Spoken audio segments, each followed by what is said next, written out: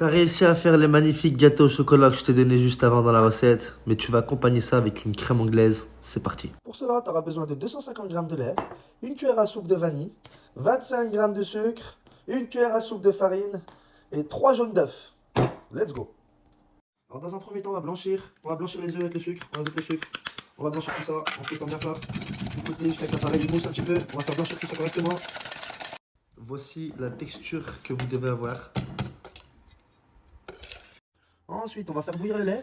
Dès que le lait est bout, on le retire du feu. Donc là, il commence à bouillir, on va retirer le lait du feu. Et on vient verser un quart du lait comme ceci dans la préparation. Juste un quart. Un petit peu au début pour commencer.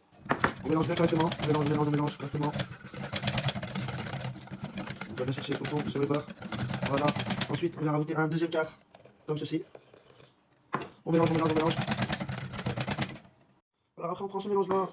On va le vider dans la casserole. On met tout. Voilà. Ensuite, on vient sur feu doux. Donc on vient ajouter la vanille en liquide. Donc si c'est du liquide, vous la mettez à la fin. Si c'est une douce de vanille, vous la faites bouillir dans le lait. Vous la faites bouillir en tant que le lait et vous récupérez les grains. Moi j'ai mis de la vanille en liquide. Maintenant, on vient avec une cuillère mélanger. On va laisser cuire maintenant. À feu doux, on laisse le feu doux, on vient cuire. Et on va ajouter la farine. On n'est pas obligé de tout mettre la farine. Donc moi je vais en mettre que la moitié pour commencer. Et on vient bien mélanger jusqu'à ce qu'il y ait plus d'eau. Tu mets le reste de la farine, tu fouettes bien correctement pour enlever les grumeaux. Et après, tu laisses cuire à feu doux tranquille. Avec une cuillère, tu mélanges jusqu'à ce que ça s'épaississe. Dès que tu vois que le mélange s'épaissit, tu le verses dans un récipient.